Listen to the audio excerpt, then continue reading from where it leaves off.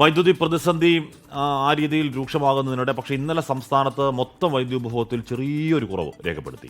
108.99 ദശലക്ഷം യൂണിറ്റ് വൈദ്യുതിയാണ് ഇന്നലെ ഉപയോഗിച്ചത്. എന്നാൽ വൈകുന്നേരത്തെ വൈദ്യുതി ആവശ്യകത കുതിച്ചുയർന്നിട്ടുണ്ട്. റിനു ശ്രീധർ വിവരങ്ങൾ വെച്ചായിരുന്നു. റിനു, പീക്ക് ടൈമിൽ അതിലൊരു കുറവ് വരികയില്ല. കാര്യം ഈ മാതിരി ചൂടിൽ എന്ത് ചെയ്യും? ഹാഷ്മി, അമൃത, എന്തായാലും പീക്ക് ടൈമിലെ വൈദ്യുതി ഉപഭോഗത്തിൽ കുറവില്ല എന്ന് തന്നെ നമുക്ക് പറയേണ്ടി വരും. ആദ്യം ശനിയാഴ്ചത്തെ കണക്ക് നമുക്ക് നോക്കാം.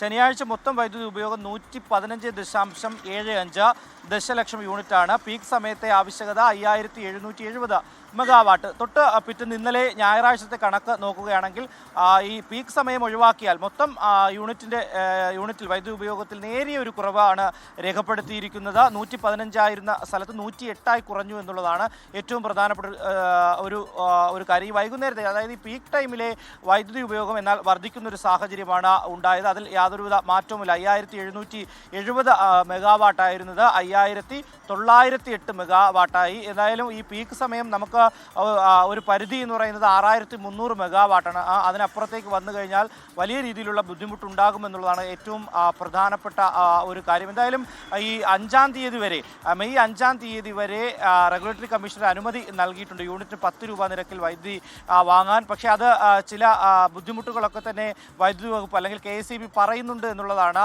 ഈ ചില കോൺട്രാക്ടർ വ്യവസ്ഥയിലൊക്കെ തന്നെ അത് വാങ്ങാൻ ഇത് കരാർ അടിസ്ഥാനത്തിൽ പറ്റില്ല എന്നൊക്കെ തന്നെ പറയുന്നുണ്ട്. പക്ഷേ എങ്കിൽ പോലും ഈ സംസ്ഥാനത്തെ ഒരു സ്ഥിതി മുന്നിൽ വെച്ചുകൊണ്ട് ഒരു അടിയന്തര ഇടപെടൽ നടത്തുവാൻ വേണ്ടി ഇടപെടുന്നു KSEB എന്ന് തന്നെ നമുക്ക് പറയേണ്ടി വരും. ഏറ്റവും മറ്റൊരു പ്രധാനപ്പെട്ട കാര്യം, ഈ മുന്നറിയിപ്പില്ലാതെ അപ്രഖ്യാപിത ഒരു ലോഡ് ഷെഡിങ്, അവർ പറയുന്നത് ലോഡ് ഷെഡിങ് അല്ല, നിയന്ത്രണമാണ് എന്നുള്ളതാണ്. അതുകൊണ്ട് തന്നെ ഈ ചിലയിടങ്ങളിൽ ട്രാൻസ്ഫോമറുകളൊക്കെ തന്നെ കത്തിപ്പോകുന്ന, അമിത ഒരു ലോഡ് വരുന്നത് കൊണ്ട് കത്തിപ്പോകുന്ന സാഹചര്യം കൂടിയുണ്ട്. അതിൻ്റെ അറ്റകുറ്റപ്പണികൾ നടക്കുന്നുണ്ട്. അതുകൊണ്ടാണ് ഇത്തരത്തിൽ ഈ വൈദ്യുതി തടസ്സം ഉണ്ടാകുന്നത് എന്നുള്ളതാണ് ഏറ്റവും പ്രധാനപ്പെട്ട മറ്റൊരു കാര്യം എന്ന് പറയുന്നത്. ഈ ജനങ്ങൾ പങ്കുവയ്ക്കുന്നത് ഈ അർദ്ധരാത്രിയിൽ, അതായത് ഈ ഒരു 8 മണി 7 മണി സമയത്തൊക്കെ അല്പം വൈദ്യുതി മുടങ്ങിയാൽ കുഴപ്പമല്ല, വീടിൻ്റെ വെളിയിലൊക്കെ തന്നെ ഇറങ്ങി നിൽക്കാം. പക്ഷേ ഈ പാമ്പിൻ്റെയൊക്കെ തന്നെ ബുദ്ധിമുട്ടുണ്ട്. ഈ രാത്രി 12 മണി അല്ലെങ്കിൽ 11 മണിക്ക് ശേഷമൊക്കെയാണ് ഈ വൈദ്യുതി 1 മണിക്കൂറിലധികം കട്ടാവുന്നത്. ഏറ്റവും പ്രധാനം പ്രാദേശിക മേഖലകളിലാണ് 1-2 മണിക്കൂറുകൾ വൈദ്യുതി മുടങ്ങുന്ന ഒരു സാഹചര്യമുണ്ട്. ഈ KSEBയുടെ ഓഫീസിൽ വിളിച്ചാൽ ഫോൺ എടുക്കാത്തൊരവസ്ഥയുണ്ട്. ഇങ്ങനെ വലിയ ബുദ്ധിമുട്ടാണ് ഈ ചൂട് സമയത്ത്. അതുകൊണ്ട് തന്നെ അടിയന്തരമായിട്ടുള്ളൊരു ഇതിൽ ഇടപെടൽ വേണം എന്നുള്ളതാണ് ഈ ജനങ്ങൾ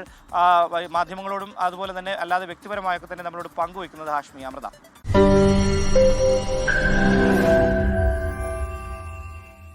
ലോകത്തെവിടെയായാലും ഏത് സമയത്തും 24 വാർത്തകളും ഓഗ്മെന്റഡ് റിയാലിറ്റി പാക്കേജുകളും എക്സ്പ്ലെയിനറുകളും വിശദമായി കാണാൻ ഞങ്ങളുടെ YouTube ചാനൽ നിങ്ങൾക്ക് സബ്സ്ക്രൈബ് ചെയ്യാം.